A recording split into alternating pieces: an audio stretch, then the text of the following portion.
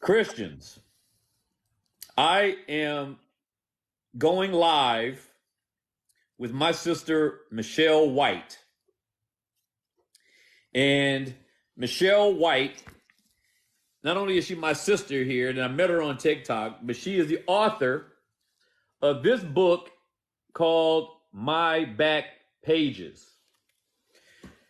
So what we decided to do was what Michelle has agreed to do, was to let me sort of interview her, let her give you her testimony of the Lord Jesus Christ and what he's done for her, and also share her background. And so I'll be asking her a lot of questions, and we're just going to have a casual conversation, and I'm going to take a lot of my questions from her book. And hopefully, she won't have to give up too much. But anyway, the whole idea of it is to just have another way for us to be able to communicate, and for everybody to be able to communicate what the Lord has done for them and how the Lord brought them to himself. So that being said, my first question for Michelle is, how did we get here? You're a Christian now. Mm-hmm. You love the Lord. I know this. But when we talk about testimonies, the main thing is that we want to understand is, what did you come from and how did it lead you to where you are now? So you can start that question however you want. That's a big question. Ready for all this? Yes, I am. Okay. Well, I was born in Burbank, California. My dad was lead guitarist for the Byrds. Mm-hmm. And he was on the road a lot. We lived in big houses. And it took a toll on my mom and dad's marriage. So they kind of was going through a verbal separation where she took us to her mother's house, and my grandmother to Kentucky, mm-hmm. which was total culture shock for me. I was like 7, and the Byrds did their last tour overseas, and they came back, and the Byrds broke up, and he was at a nightclub in Palmdale with his brother, and a Japanese woman come flying out of nowhere going 75 miles an hour and knocked him out of his boots. And he went so many feet up in the air and landed on his head. They said when they got to him, he was just nothing but a bag of bones. He was he was knocked out, and they were trying to do CPR on him till the ambulance got there.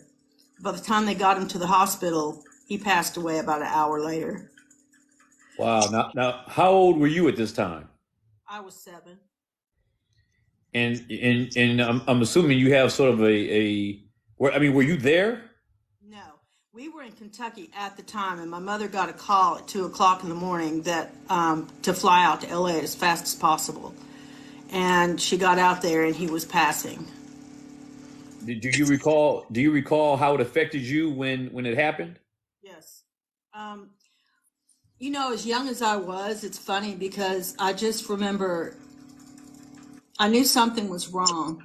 And my family didn't talk about much. They kept adult things with adults and really didn't. I just felt that. I felt something was wrong. I wanted to go with him. Mm-hmm. And I was mad because he left at 4:00 in the morning and I wasn't packed to go because I was a daddy's girl. And for some reason, I was clinging on to him, And so when they told me about it a week later, my mom had flown out there and went to the funeral. I didn't even get to go to the funeral. And my aunt sat me down in a chair, my mom's sister, and told me that he died and went to heaven. Well, my grandfather had died like 2 years prior to that, and he had been living with us. So I knew what death was. So when she said that, I just had a fit. I had a meltdown. It crushed me. So your dad So he was. I'm assuming he was the breadwinner of the family, or was your mother working, or Well, what was that situation? until he got with the birds, she would work. She was a secretary. They called them secretaries back then. Hmm. That's how old I am. And he would play at gigs and bars on the weekend and played for various artists in studios until he got with the birds in '66, the year I was born. And then they did the most touring. So he was on the road and making enough money to where she didn't have to work. She stayed home with us. Wow. Yeah. So now, so what happened? So who started taking care of you after that, or did your mom need help, or was she able to sort of toe the line on her own? No, she leaned on her parents and her oldest sister a lot. So she goes into shock. She comes back. God, some of this I'm kind of blanking out on. She went into a really, really bad depression. She Hmm. needed grief counseling. So she turned to alcohol. And we were just left a lot. We were left with my relatives a lot. She would say, ride the bus to your grandmother's house this weekend. I'm going shopping. She would just go out of town, and you know, she was kind of, she disappeared a lot. She left us, and she didn't handle the death well at all. She got mixed up with people she shouldn't have gotten mixed up with. And so, you know, they handled taking care of me and my brother, and she had a car accident. Your She mother had had a car accident. she had two car accidents. Okay. One, he was killed in '73. She has a major car accident in '76 and flipped a car over, was thrown out of the sunroof, and they thought she was dead on the road at 2 o'clock in the morning, and they covered her up with a sheet. They rushed her to Kingsport Hospital and did emergency surgery on her. So my mom's oldest sister, she was in intensive care for 3 or 4 days and was in the hospital for like 90 days, which seemed like years to me. So here we just lost our dad, and then we're dealing with our mom being, you know what I'm saying, just not Right. being present, and then getting into this major car accident. So she had to be rehabilitated after that. And people just did the best they could with us. Me and my little, Right. you know. So let me ask you this question now, because I mean, obviously you're a Christian now. So your father had passed away. Now, before he passed away, was your family a Christian family? Did you grow up in a Christian home? Not really. I mean, in Eastern Kentucky, it's the Bible Belt. So my grandmother, she was big, big faith. She loved the Lord. Everything was God's will. That's just how she lived her life. She was humble. My grandfather was too. And they took me to church when I was little. I don't remember a lot of it. My aunt used to send me she used to send us to Bible school in the summer and stuff, but it wasn't a family thing. No. Right. Yeah. So now your mother has a bad car accident, and I'm assuming she recovered at some point. Yeah. It took a long time, 6 months to a year, for her to even be able to function, to be, because she lost all her. When she woke up, she was asking for my father. So Wow. she had to relive the death all over again. So now you said that you were a daddy's girl, right? And I know that because I got two daughters. I know what that's like, that relationship between the father and his daughters. But now that your father was gone, and after your mom had her accident, what was the nature of your relationship with her? Hard. She didn't know how to show affection. She sort of distanced herself. She was almost as if they had to rehabilitate her, and she was almost like a teenager in her mind. So me and my brother looked just like our father. Hmm. So she didn't deal with dad's death, right? And then she gets this big, huge memory loss, and she's left with two kids that looks just like the husband that had just got killed. So, I mean, there was a lot of disconnect. Right. There was a lot of disconnect. So what happens next? Your mom gets rehabilitated more or less. And then what, so what happens next with your living conditions? Where do you live?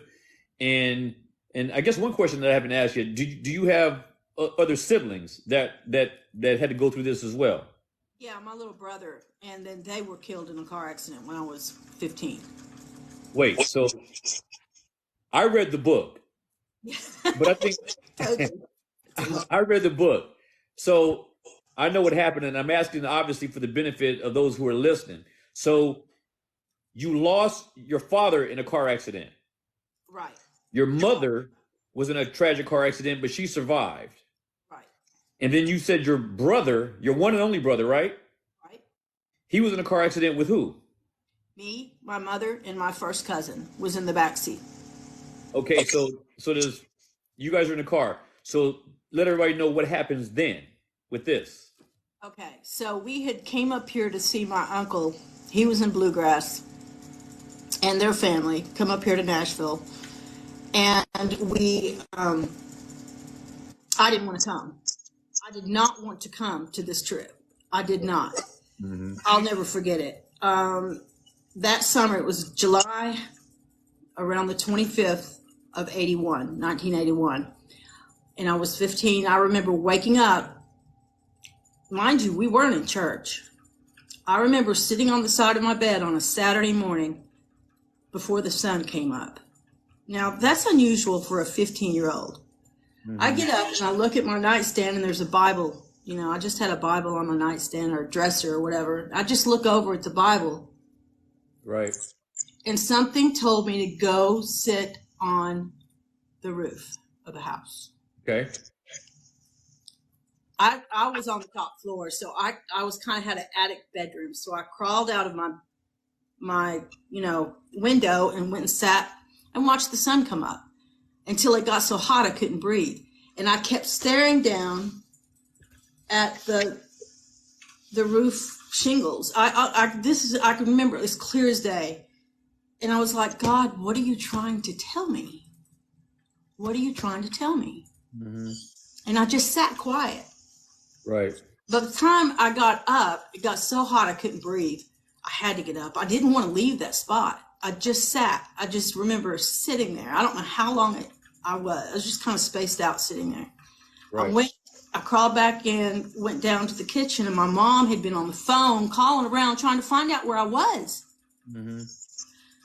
I'm like, I just was on the roof thinking.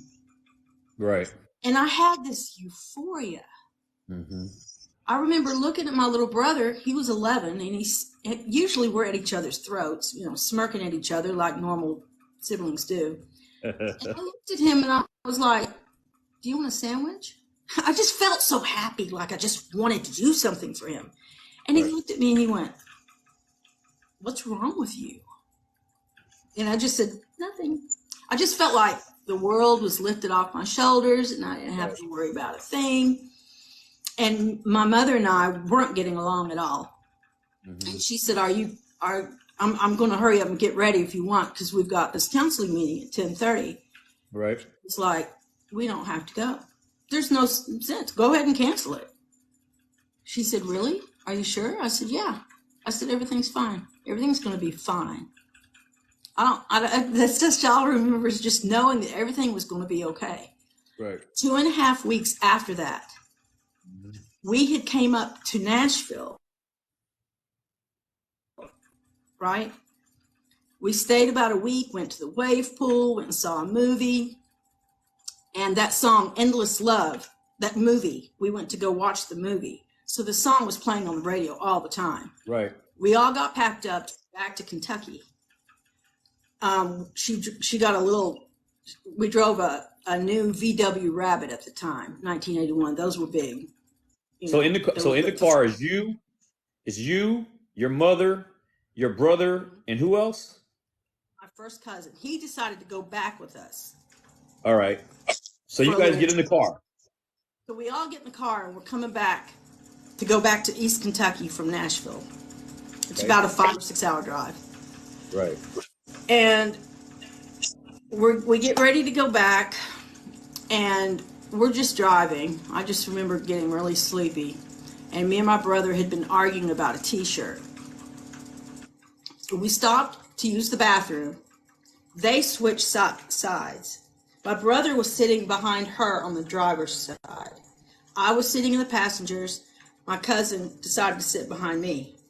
Okay. Got back on the road, and it had started raining. It was really cloudy, and we were on a big 4-lane interstate. Well, 6, 8 lane, whatever. Okay. And it was really cloudy. And all I remember, last thing she said, we had been arguing. She said, "Michelle, you know we love you." She patted me on the knee, and I was just like, whatever, you know. So I had taken some Sudafed. I was sleepy, so I turned around to go to sleep and take a nap. And all I can remember is hearing shrieking brakes and being thrown up against the dashboard. I wake up. I'm trying to wake up. I was knocked out. I just remember the stillness in the car. I could remember my first cousin starting to move back there. But I felt nothing but death on this side. I knew if she was in another car accident, she wasn't going to make it. Okay. So all I can remember is hearing the ambulance come up behind the car, and I'm trying to wake up to see my mom, and I remember this hand doing this. "Come here, don't, let me see your eye." Because, there was a little cut right here, and he's like, "No, no, no, no, no." And they kept pulling me, and I kept trying to turn around. It had destroyed that whole driver's side because we had ran into state equipment going like 55, 60 miles an hour, just a head-on collision. It completely cut the whole half of that car, slammed her up against the steering wheel, and it mangled my brother. So they're trying to pull us out of the car. And I'm crying. They said I was in shock, but I remember it. My mom, "Are they okay? Are they okay? Are they okay?" And they kept pulling me. And I walked behind the car, and I just kept fighting them. And I turned around, and I saw her arm laying on the ground. You saw your mother's arm Laying on the ground. And they just detached from her body. Detached from her body. And then they put me in the ambulance. They put me and my cousin in the ambulance. And my cousin said, and I do remember this vaguely, we got in the ambulance, and I just remember grabbing his arm, and I said, "Lawrence, don't you leave me. Don't leave me. Don't ever leave me." Like that. I was just, he's 10 years old, so he's like, I won't. And so we get to the hospital, and I kept telling myself, they're okay, they're going to make it. I hear another ambulance. Where's the other ambulance? I kept asking for the other ambulance because I didn't want to face that they were gone. Right. So I can remember being wheeled down. I look up, and there's a big black lady. She looked over at me. I said, "Where's the other ambulance?" She said, "Honey, just let it go. Just let it go." So who's in the other ambulance? Who were you expecting to be in the other ambulance? I expected them to be pulled out of the car to come to the hospital with us. That's what was in my head. I didn't want to face the fact that they were gone. So in this car accident, your mother's in the car, your first cousin, your brother, and yourself. So you survived, and your cousin Lawrence survived. With Bruce. So you lost your mother and your brother in this accident. Yes. Now, how long after your father passed was this? Okay. He was killed in 73. She has the major car accident in 76. We almost lost her. And then they were both killed in 1981. Wow.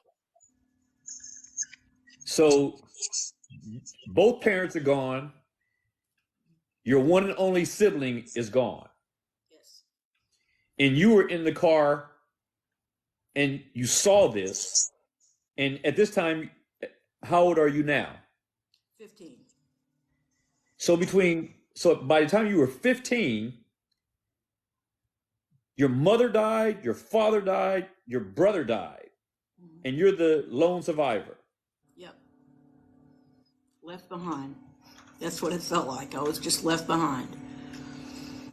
You know, it's I can't tell you, you know, there's no way I could tell you that I understand, because I don't.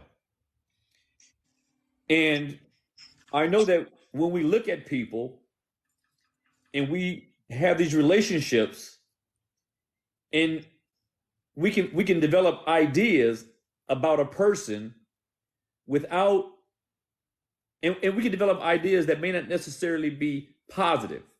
We might think this person is strange or this person is weird, and yet we have no idea what they went through.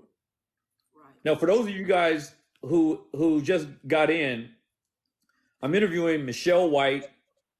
She's the daughter of Clarence White, who was the lead guitarist for the Byrds, for those of you who are old enough to remember the Byrds. And we're discussing her testimony for Jesus Christ and her book here called My Back Pages by Michelle White. And this is Michelle White. I read her book a week or so ago on a trip, and I wanted to interview her and have her give her testimony here live to people, because I think it's important not only to know how she came to Christ, but to know what the Lord, had to do to bring her to the place where she is now with him. You know, and when I read this book, I cannot imagine living through what Michelle has lived through. So now she's 15. You're 15, Michelle. Your mom has died. Your brother's died. Your dad has passed away. And we didn't even talk about your grandfather, because that's when all this started, right? Or is that later? My grandfather that had died before my dad? Right. Yeah. Yeah. Because when I read the book, that seems to be when everything started to happen. Because I made a note in the book that this is where everything began, when the grandfather died. So now grandfather's gone, dad's gone, mom's gone, brother's gone. You're 15. So now what? What happens to you next? Okay, so I was numb.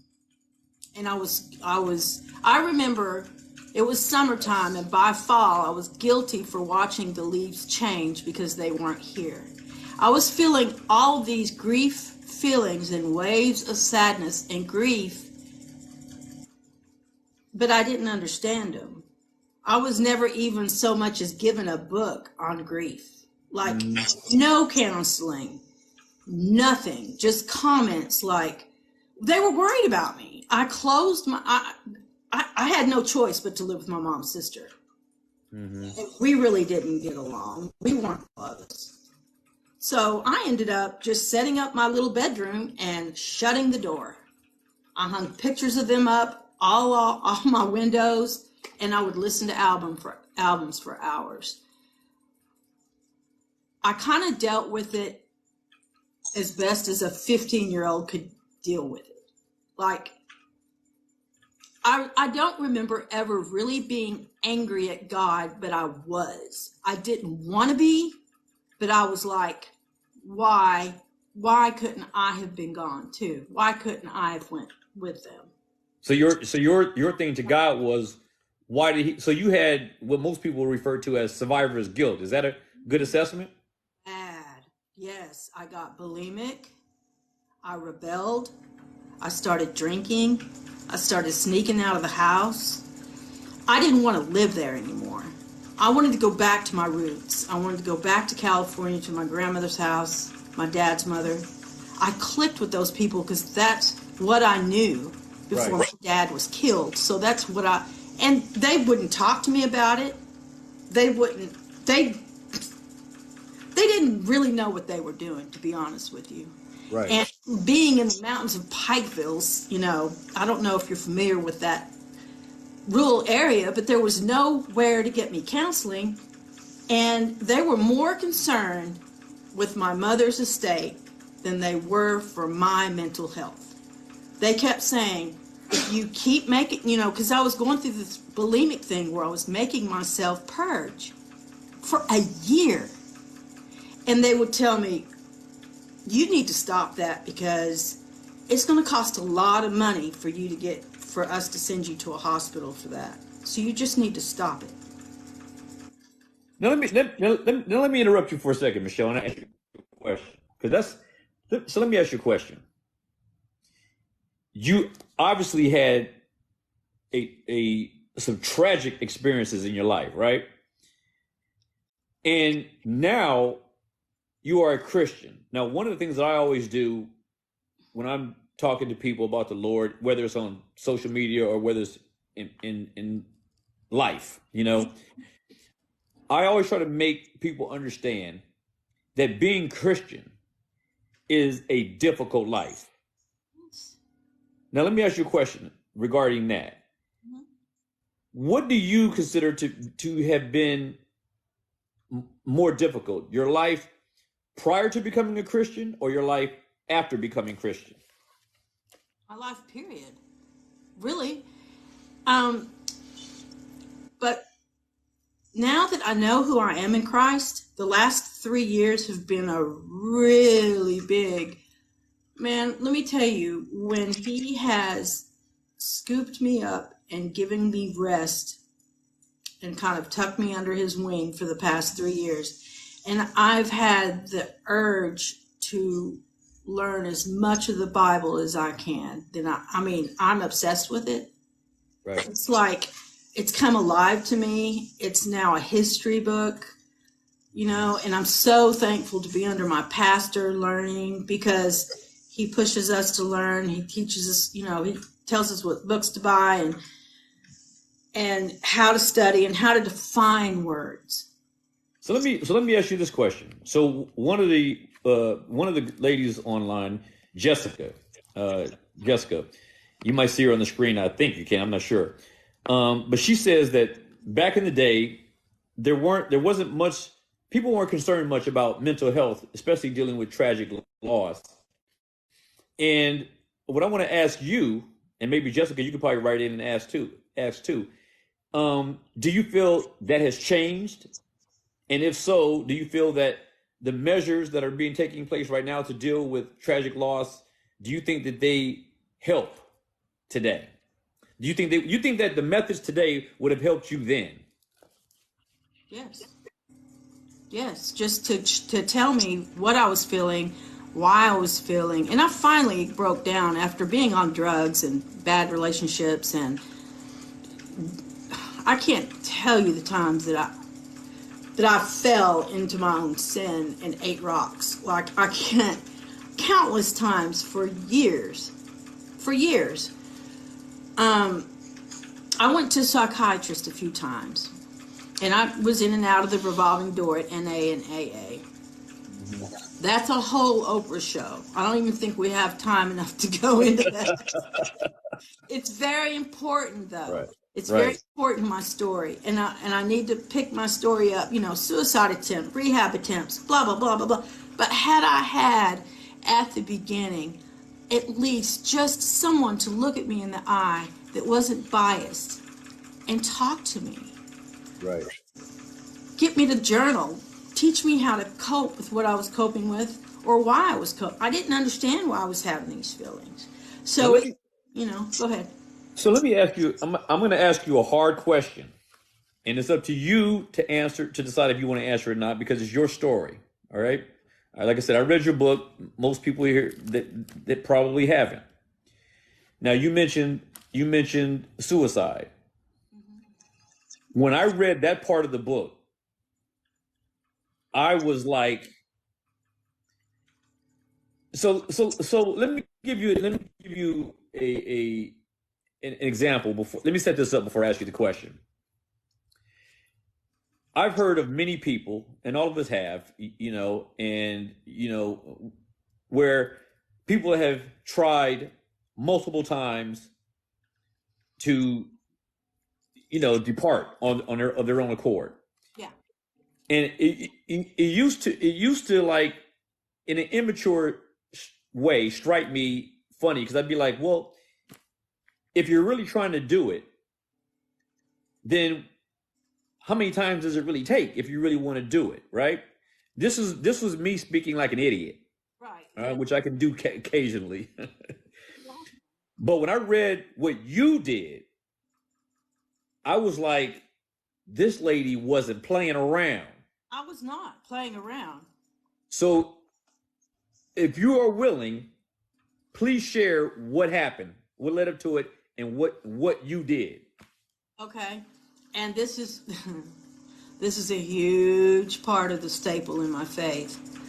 Because when I say I started snorting cocaine when I was 25 with beer on the weekends, just managing my unresolved baggage from the past, let alone dealing with a very abusive, controlling boyfriend, Right. paying the bills. I was fighting with my ex about custody. I was, just trying to manage from day to day. And he had been doing cocaine and he got me to going on it. And I was just somebody from Kentucky that no street smarts at all. So sure, if it gives me energy, that turned into almost a 15-year-old nightmare addiction. Nightmare. We live, okay, so I'm jumping around here because this was, when I started doing cocaine, I was like 25, 26 years old. Haley's father. I got so bad on it. And that poor child went through so much with me. But God always provided somebody there the next day or the next circumstance or even in my sin. Now you said that poor child. What poor child are you talking about? Haley. Your daughter. Yeah, my daughter. Okay. She's the middle one. Okay. So when I don't want to start rambling here because there's so much to talk about. It's just I want you to get to the part where inside. where when you got to that part, what led up to it and what you did, because in the book it is shocking. Right. Well, I had been like on a 4 or 5 year, and when I say binge, I would leave my babies with my ex-husband while he was sleeping. I would get overwrought with using, with triggering to where I was puking. I had to go get that hit. That's how bad that stuff had me. Mm-hmm. So I went to crack, and that's how bad that stuff is. I mean, that's how it's so addictive. And I had been snorting for so many years, so that had built my tolerance up, and my addiction just grew into some monster that was out of control. So you're drinking cocaine, crack, all this stuff. Oh my gosh. And it was killing my heart because I was doing this out of my character, right? I had beautiful kids. I just had a first set from a first marriage. And because of Haley's father being so abusive, he got married as soon as we split up. So they end up going when they were little to Kentucky to live with him. And then I was dealing with her father, which was crazy, right? So that started the cocaine stuff. And then I had to uproot from my house and leave out of, she was only 8 weeks old, just to get away from her dad. And I ended up meeting my ex-husband, my second, in which we're best friends now. But at the time, when we met, we met in a social where everybody was doing cocaine. Okay. Right? So Right. He made good money. Right. His drug of choice was alcohol. Mine was cocaine. But anyway, I ended up just going and living with him. Right? Mm-hmm. I was fighting the urges really bad. I'd never been to an AA meeting, never heard of them before in my life. I was a hairdresser at the time. It was just killing me what I was doing. I was just out of control, and I was trying to white knuckle it. And I had come home from a binge, and I'm talking about about a year and a half, 2 years, where he didn't know what to do with me, and I didn't know what to do with myself. So you come home, and then what? I had come home. I'd been out all night, 3 or 4 night binge. He had Haley,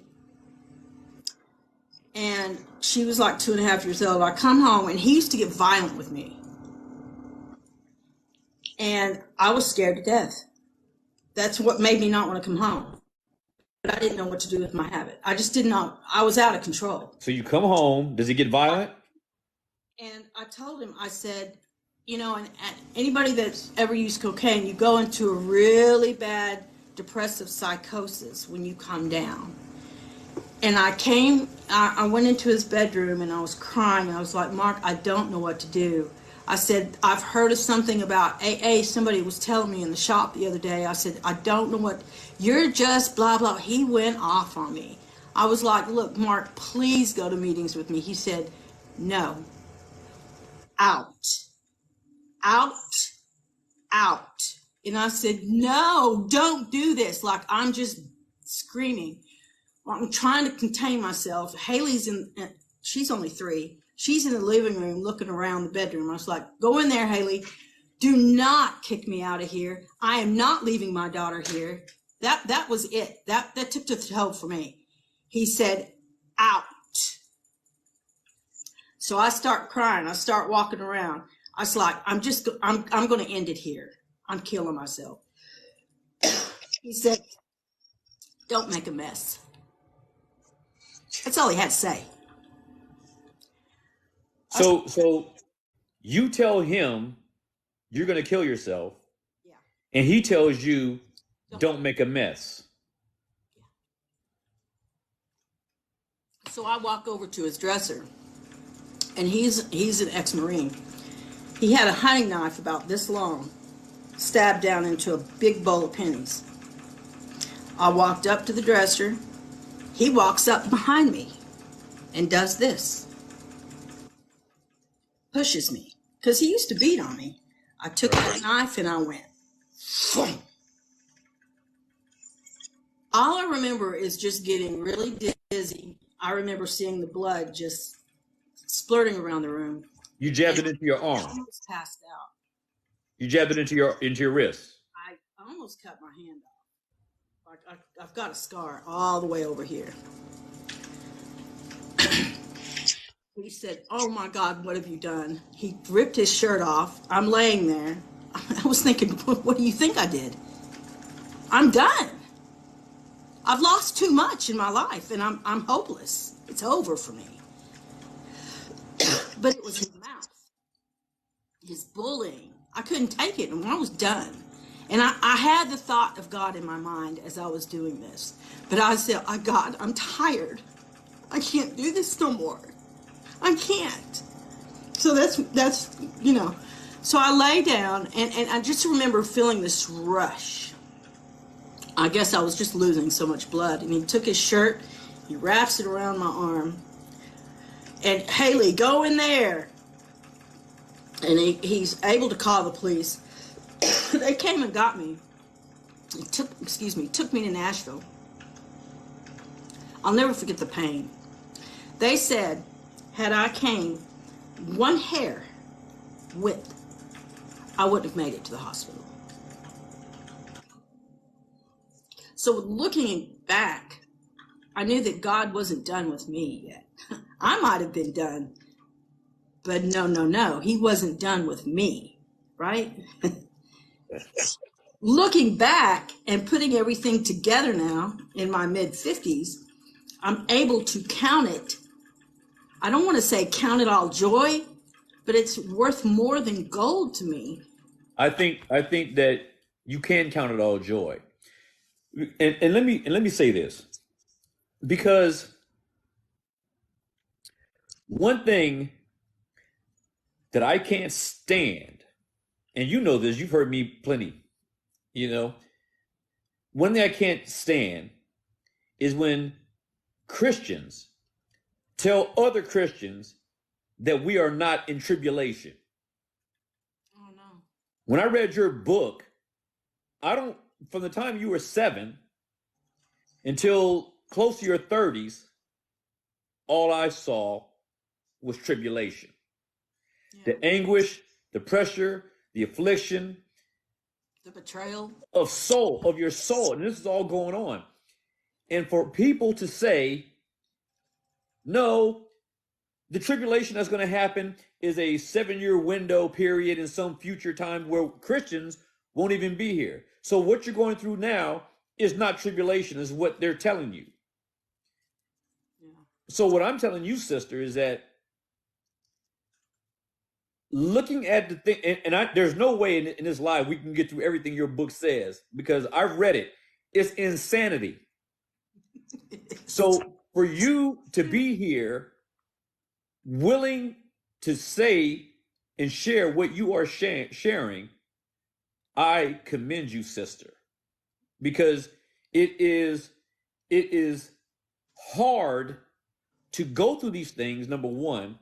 And number two, it is hard to be transparent about having gone through it. And so ever since you and I started talking, you have been nothing less than the craziest blessing to me. And when I read your book on my little trip that I just took, I was like, how is this woman functioning?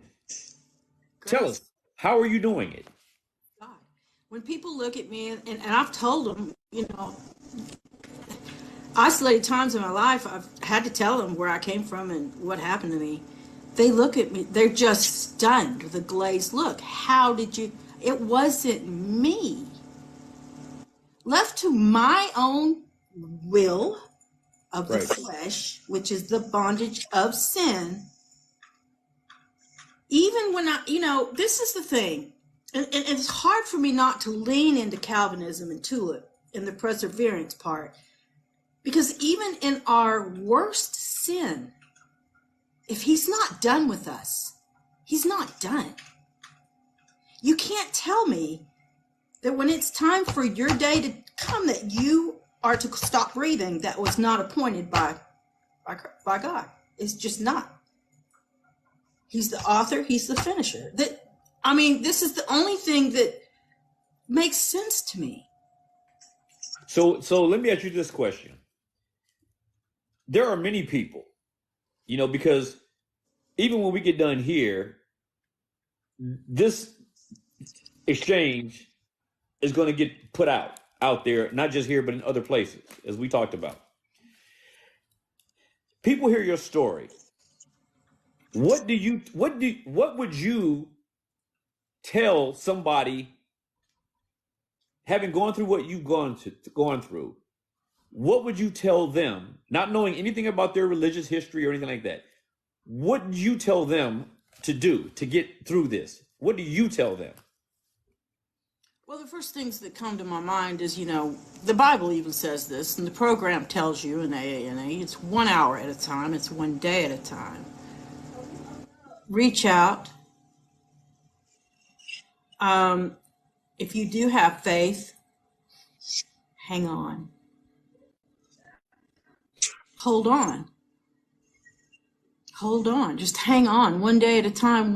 Because I had one brother tell me, and he read my book, when you fell, God caused you to fall. He causes, just like Job, it's the story of Job. Right. And we don't lose our faith. That is tribulation. Mm-hmm.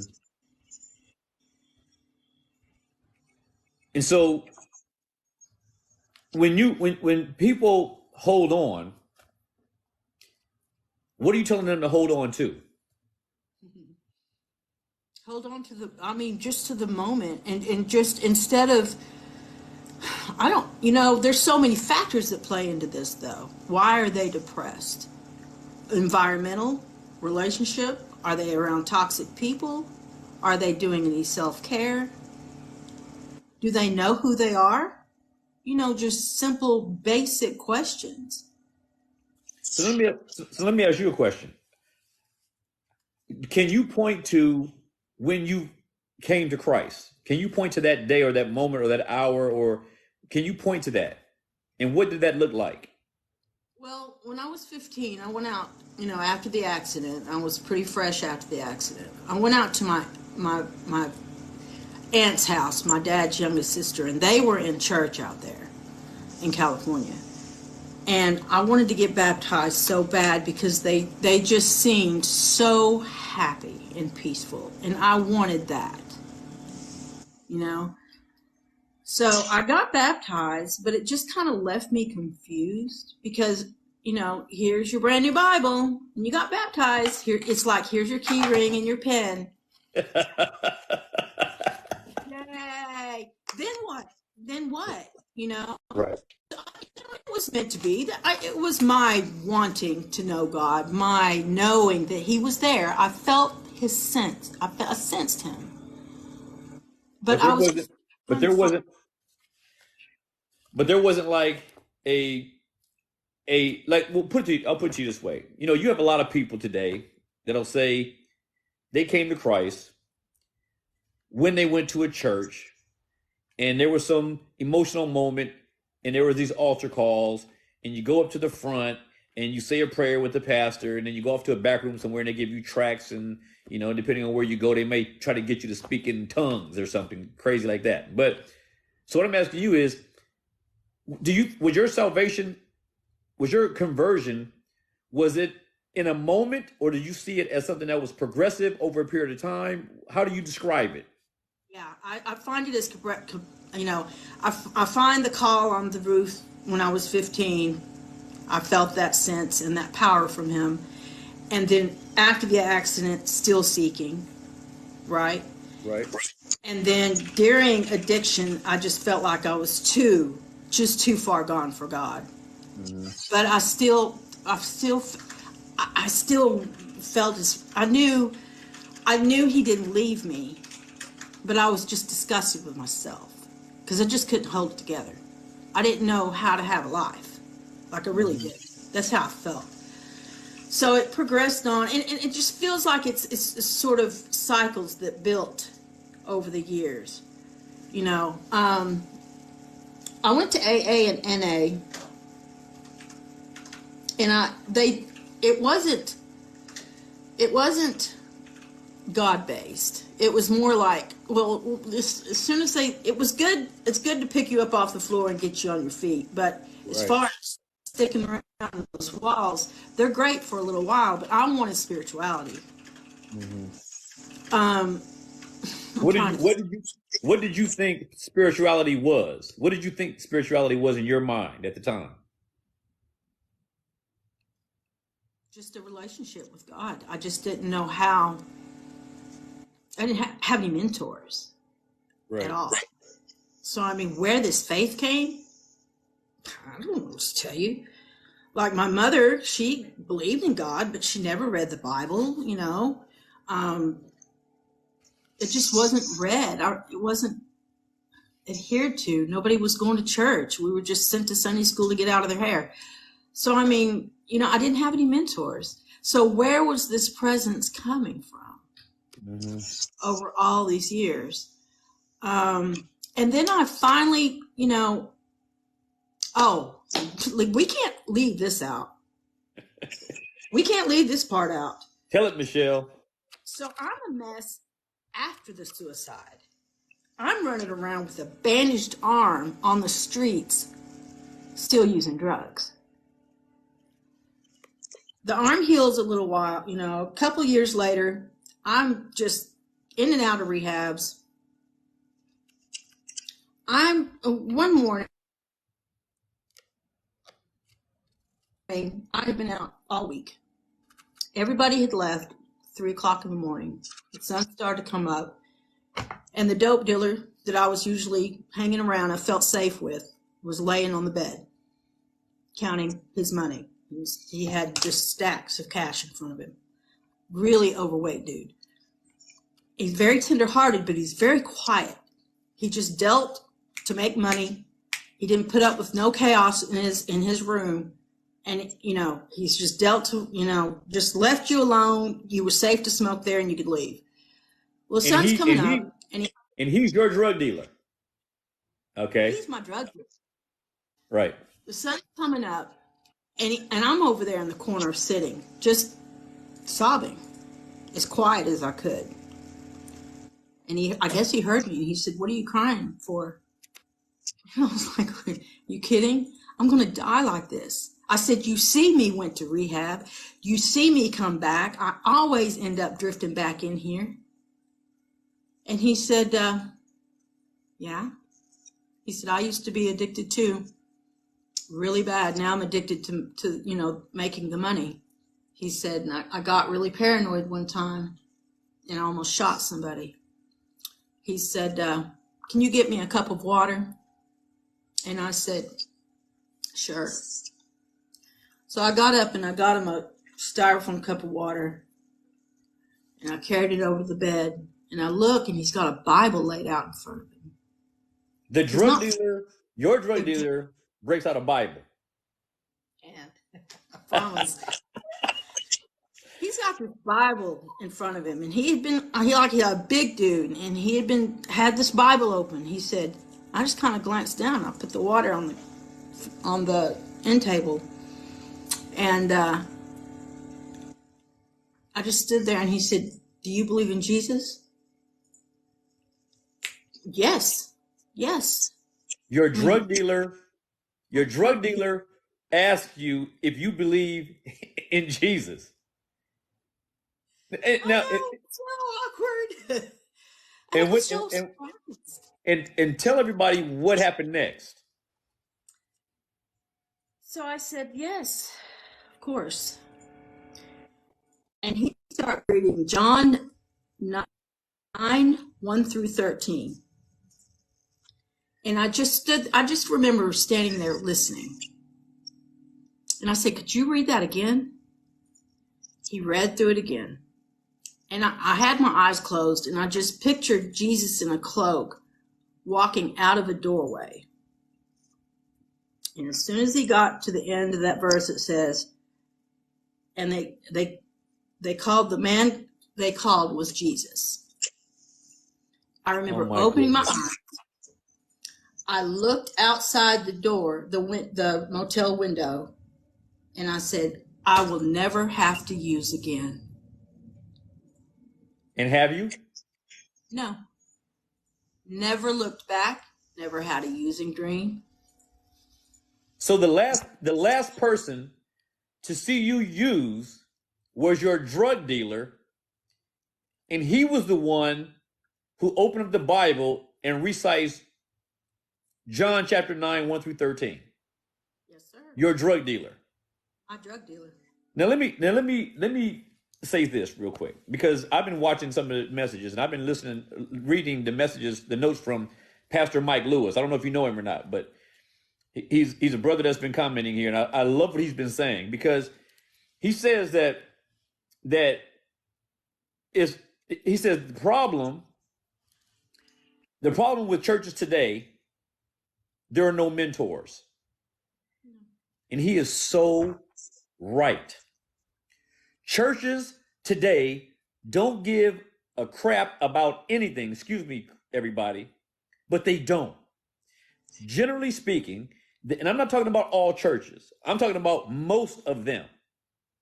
They care about putting people in seats and making sure that plate passes by them. But churches are supposed to be places where people are accountable to one another. The fact that the only person that sounds like, from what we've been talking about, that has done anything to share with you, anything from the Word of God, has been your drug dealer. You never know who you're entertaining. But here's the thing. I mean, think about this. And Christians, everybody listening, and feel free to comment. Now, think of this for a second. You go to a church, and people in church tell you nothing. They just want you to come down there and put money in the box. They can't give away what they don't have. You know, And then you're sitting with your drug dealer, and he's the one that tells you to look at the Bible and to get you to focus on the Bible. And he's the one in whose presence you decide, after engaging with him, that you are no longer going to be using. He's the instrument that God used to bring you to himself in a more full way. Complete way. Yeah. Complete. And like Margot said, God used him. Yes, he did. And you have never used since that day. I never had to fight with cocaine again, ever. I never had to pick up another beer. My life changed. You need to write a book. Oh, wait, you did. I need to add to it too, because I still ate rocks a little bit after that. I mean, I had my falling away moments and my cycles of getting back out in the world, and it wasn't half as nothing like I'd been through. Right. I knew my limitations, but I knew God wasn't happy with me, and he lets you know. He chastises you. You know it. Right. But, we just do. We know it. So, but sorry to cut you off there, but I did a message the other day, which I think you heard, and it's one of these. It was this message that I talked about those who are always talking about a Christian can lose their salvation, which is absurd and silly, and nothing can be more contrary to the word of God than that, especially. And one of the verses that I always use is when Christ proves it by telling you that when one of his sheep goes astray, he will leave the 99 to go get the stray. That's how important each one of his people is to him. And your story is one of the most tremendous stories that I've heard personally, after having read your what you've gone through, that proves that very point. Sorry. Now, somebody else would tell you that when you were on drugs and everything, whatever, that she's probably someone who lost her salvation. Oh, absolutely. What do you say to people that say that? It's a lie. Because I'm alive. I am alive. I've been shot at. I had a lady try to fight a guy to get into the house to kill me with a baseball bat. I ran with the worst. And he always put somebody good-hearted to take up for me off those streets. I ran. I'm telling you, if anybody should have lost their salvation, it should have been me. Amen to that, sister. Amen to that. I'm telling you, it takes trials, it takes tribulation, and it takes some years to have your faith to be able, in hindsight, is where the good stuff is, where all the revelation is. Mm-hmm. After the storm, you're able to turn around and piece things together. Right. And it's just, there's nothing like it. I remember reading a sermon by Charles Spurgeon, to me the greatest preacher ever to walk the face of the earth after Christ and the Apostle Paul, Charles Spurgeon.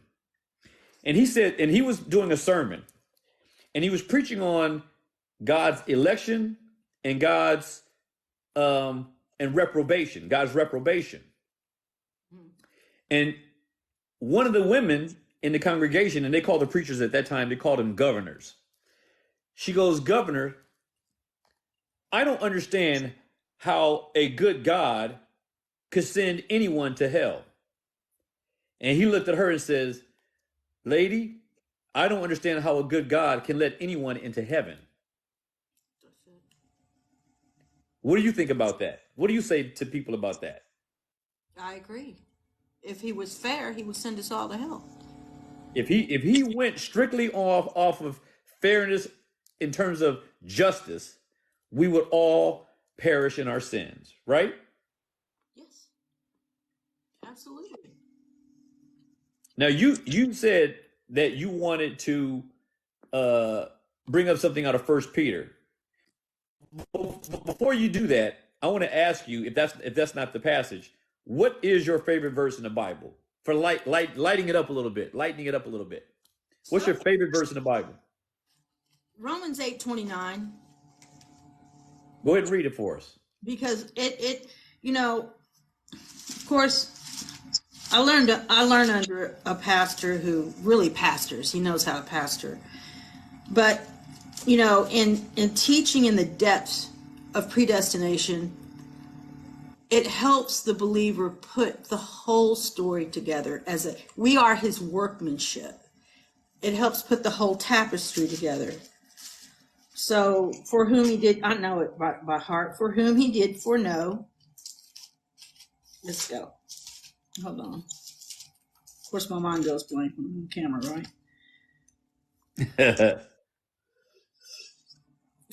Okay. Romans 8:20. I've got this marked up so bad. For whom he foreknew, he also predestined to be conformed to the image of his Son, that he might be the firstborn among many brethren. And then he goes in to say how God causes the bad to work for good for those who love him. Paul. That's right. That's right. I think it's so important for believers, especially baby Christians, to get that. To get that in their mind and to kind of meditate on that verse, and everything else falls into place. This is why I like 2 Peter, because when I first got back in 2020, just hardcore, everybody did really in 2020, a lot was going on. I love my pastor, and he brought out being 7, right? 7 is the perfection and complete number of God's. Right. And so when I first, I had doubts. I was like, I'm just now getting back in. Look what you've done to me, and look how I've acted. Right. I've had my moments. But I promise, I can't see how someone can lose their salvation. He doesn't lose one. He won't lose one. It's all throughout the Bible. 2 Peter 1:5 through 10. And this is my staple verse. Okay. But also for this very reason, giving all diligence, add to your faith 7 things. Virtue, to virtue knowledge, to knowledge self-control, to self-control perseverance, to perseverance comes godliness, to godliness brotherly kindness, and to brotherly kindness love. And for if things are yours and abound, you will be neither barren nor unfruitful in the knowledge of our Lord Jesus Christ. So I said, okay, knowledge. And once you start studying and adding to your knowledge, and you've got the faith, all this other stuff starts to fall into play. And your urge to learn the Bible grows. It's become my passion now. Right. This is my addiction. I don't need a relationship. He's provided. One of the listeners, his name is Rocky, or her name is Rocky. I can't tell. Because first of all, I'm half blind anyway. But anyway, Rocky asked, what verse was that you just read? Oh, 2 Peter 1:5 through 12. And that's just my favorite, because that's how we seven our faith. Right. There's 7 churches in Revelation, 7 they've come to perfection in their faith. Right. We're not perfect, right? Mm-hmm. We're always going to be bound in this flesh, and right. I love how Paul expounds on that. Excuse me, Michelle, that was 2 Peter, what was it? 1:5 through 10. 2 Peter, chapter 1. 1:5 through 10. 5 through 10. I'm writing it down for Rocky. I'm going to put it up on the screen. Yeah, I just hold on to that. That's dear to my heart because I was like, add to your knowledge, and everything else falls. I mean, it just becomes a snowball effect. Right. Right. And Jessica wrote, she says, we have been sanctified. We are being sanctified, and as we are being perfected. And this is important because what she says, because sanctification is something that has taken place when we become converted, and it is something that is ongoing, and it is something that will lead to us being absolutely perfected. As she said, it is true. And sanctification has two aspects to it. One aspect is, one side of the coin is separation from the world, and the other part is increasing in holiness. Which is so what Jessica's saying is right, because if you don't believe that, then it's easy for you to come to a conclusion that a person can lose their salvation. Left to our own devices, all of us would lose our salvation. exactly. Right. So for a person who believes that they can lose their salvation based on their own efforts, if they believe that they are Christian and that they are walking in the righteousness of Christ, they can only give themselves credit for that. But the Bible tells us, Paul tells us clearly in Philippians, it is God who works in you to do two things, to will and to do of his good pleasure. Right? Yay. Yes. And that's what everybody's got. God has order. Look out the window. You'll see butterflies, trees. Right. You'll see, there's order and there's seasons, right? Right. Read, if you Order. will, Michelle, turn to Ephesians chapter 2, and I want you to read verses 8 through 10. Ephesians chapter 2.